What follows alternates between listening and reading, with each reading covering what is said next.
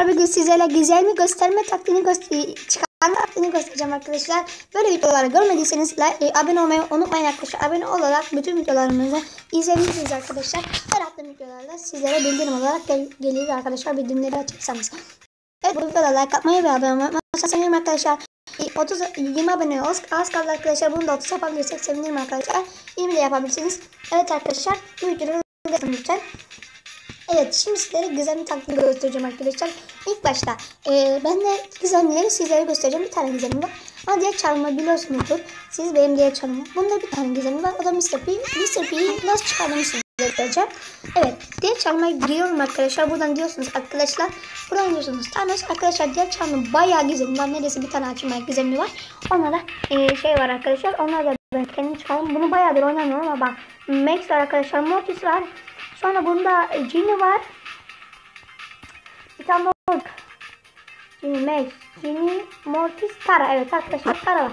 Bu kadar güzel açık. Evet arkadaşlar, şimdi size bu taktiği göstereceğim arkadaşlar. İlk başta ayarlara giriyoruz arkadaşlar. Buradan Kırgızistan'a basıyorsunuz arkadaşlar.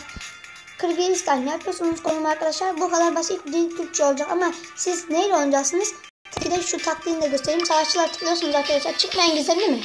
Çıkmayan gizeminin üstüne, çıkan gizeminin üstüne böyle 1, 2, 3 diyorsunuz. Çıkan gizeminin. Ama çıkmayan gizemlilerin üstüne hangi bir tanesini tıklayacaksınız. 2-3 tanesini de. Sprout da varmış. Bir dakika. Siz ben Taras'ın çıkmasını istiyorum. 1, 2, 3, 4, 5. Böyle basıyorsunuz arkadaşlar, tamam mı? Sonra tabii ki de çıkan gizeminiz varsa ya da hiç çıkmamışsa hiç çıkmamışsa arkadaşlar siz neyle oynayacaksınız biliyor musunuz? Jace ile bir el ne atıyorsunuz arkadaşlar? Hiç çıkmadıysa Jace ile bir el elmas kapmaca atıyorsunuz arkadaşlar. Kesinlikle gizem çıkıyor. Ama eğer çıkmışsa ne yapıyorsunuz arkadaşlar? Çıkmışsa nerede? Evet, çıkmış gizemli nerede? Mr. P, benim çıkmış gizemli Mr. P. Ona da bir el tek hesaplaşma atıyorsunuz arkadaşlar. Gizemli taktiğinizi öğrendiyseniz yapabilirsiniz arkadaşlar, yaparsınız, kesinlikle çıkıyor. Şimdi ben durdurup büyük kutumu bekleyeceğim arkadaşlar. Evet, çıkmaz mı bilmiyorum ama şansıma çıkabiliyor arkadaşlar. Evet, şimdi durdurup oynayacağım büyük kutu. Evet arkadaşlar, kutumuzu biriktirdik. Şimdi açma zamanı. Ben ama tabii Mr. P ile oynamadım. Onlarla kazanamıyorum. Mr. P ile oynayamam. Ona şeyle oynayalım. Belki çıkabilir. Siz Mr. P ile oynayın ya da Jace oynayan. Ben Jace'li de iyi oynamayı bilmediğim için ben başka şeylerle oynadım. Ondan belki çıkabilir benim için. Ondan yine de açıyorum kutumu arkadaşlar. Şimdi büyük kutumu açıyorum. Evet arkadaşlar, 59 yazdı.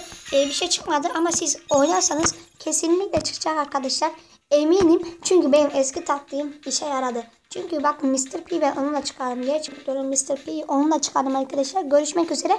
Diğer aksesuar çıkarma taktiğini de göstereceğim. Bakın arkadaşlar, bu aksesuar var. Sonra Rico'nun aksesuarı var. Derin'in aksesuarı var. Sonra ise daha çok şeyin aksesuarı var arkadaşlar bende. 11 tane 12 tane falan aksesuar var. Rosa'nın yok. El Primo'nun var. Sonra Tiki'nin yok. Brown var. Jesse'nin var. Bull'un var. Nita'nın var.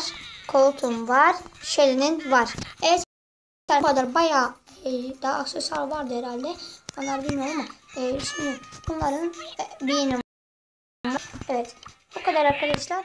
Görüşmek üzere. Like atmayı ve abone olmayı arkadaşlar. 30 abone yapalım arkadaşlar. 30 abone yapın arkadaşlar. Sonra yeni videolar gelecektir. Görüşmek üzere. Hoşça kalın.